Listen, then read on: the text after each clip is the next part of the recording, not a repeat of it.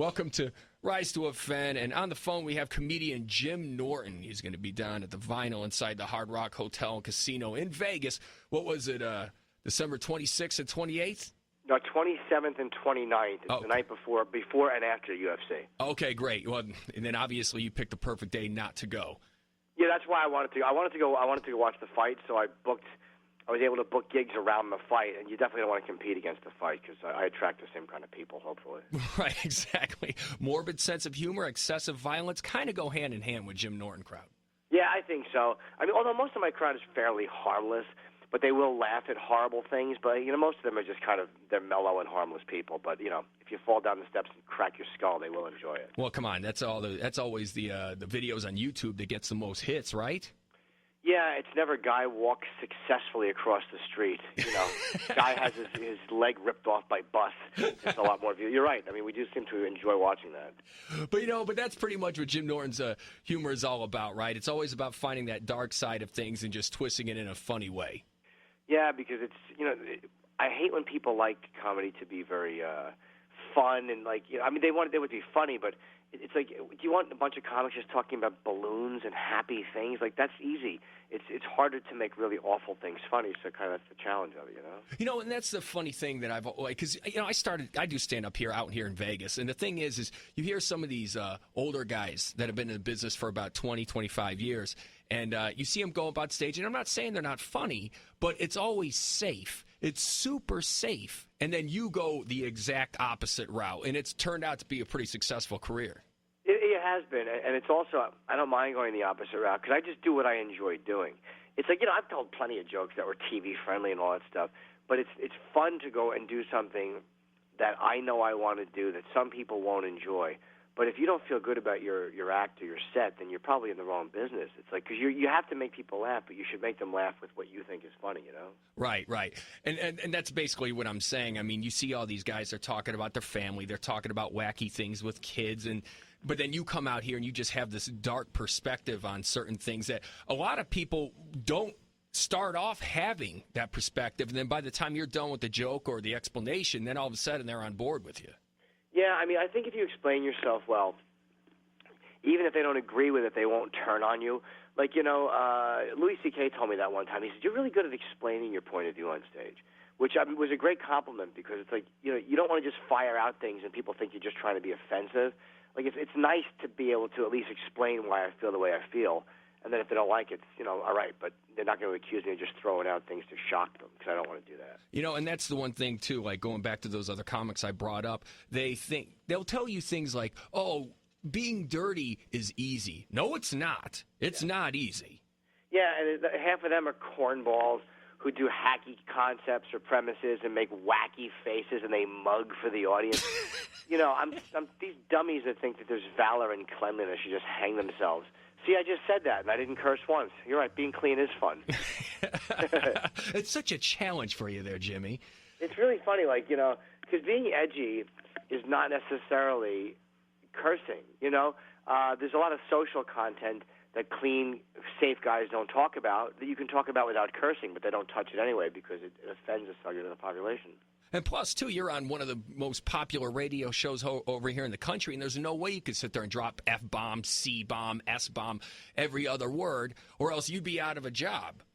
Well, I mean, Opie and Anthony has freedom because we're on satellite, but the redundancy, if you're saying the same thing over and over again, the redundancy of it would cost you listeners. You know what I mean? It right. would. You'd get fired just because you'd lose your listeners because people would become bored with it.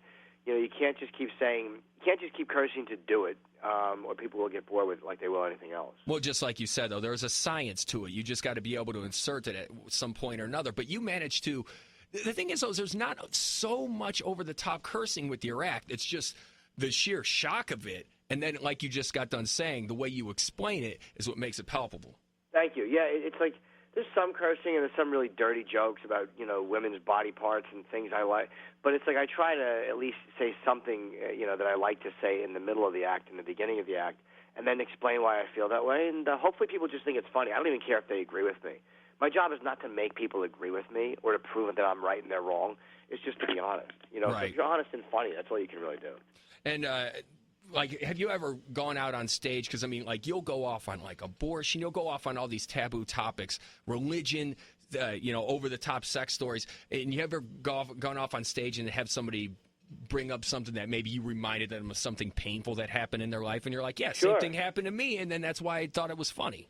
Well, you know what it was? It's like if you make fun of retarded people is a big one, where you say the word retarded, or if you do any reference to somebody retarded, people who have, someone retarded in their family, and I understand why that would be upsetting, but they'll come up to you, and and I'm not mean to them because I understand it's a personal thing, but it's like, well, you didn't get mad at me when I made fun of this or that or suicide or AIDS. We all have our own personal pain and anguish, and everyone's is as real as the next person's. So, what am I going to do, not make fun of unpleasant things because somebody's negatively affected? It's like rape is a terrible thing, but I'll make fun of it like I will murder or 9/11 or anything else. Right, and that's the thing. And when somebody does come up to you and bitch at you at a comedy club, it totally does make them look like a hypocrite. Yeah, I mean, 'cause they don't know they're doing it, but the reality is they laughed at stuff that was painful for other people. It's when it's their pain that they take it more seriously. Mm-hmm.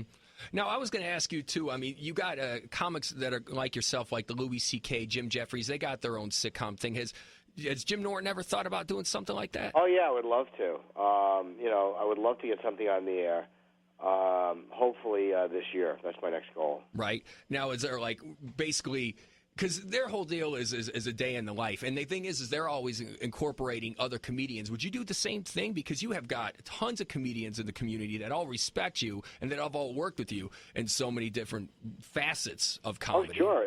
If I could get them to, I would absolutely do it. I mean, if I could get guys to appear, I would absolutely do it. Right. Now, the last time you came on the show here, you were actually in person here in the studio, and you were talking about your love of prostitutes and the way you go about getting a prostitute. Is there any other? And it was so great because you really explained how to avoid being arrested, and it was so great. Is there any other black market stuff that Jim Norton is up to that you could actually give us a couple of tips for?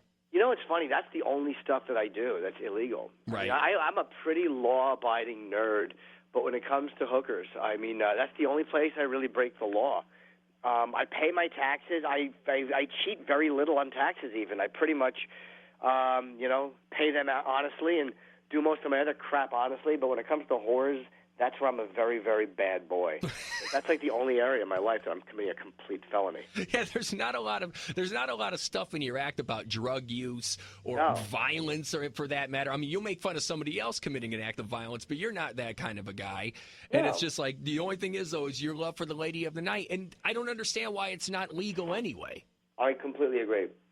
It should be legal and required. I love a good prostitute, and I think that everybody should be forced to have a couple so they can no longer criticize those of us that enjoy them. I'm a big fan. Just all of a sudden some V for Vendetta rule comes down, and it's like you were required to sleep with 2 prostitutes a year, and that's final. Right, yeah. P for prostitute or H for hooker. I like the way you think. Right, that's all I'm trying to do. I'm just trying to pump money back into the economy. That's all, really. Right. So anything else going on here, man? I mean, it's like you got done saying, you got the comedy. That's always going to be a hit. You're working on a television show. You got your radio program. You got your podcast. I mean, there's so much going on. You're a pretty hard-working guy. Thank you, man. Yeah, I try to keep busy.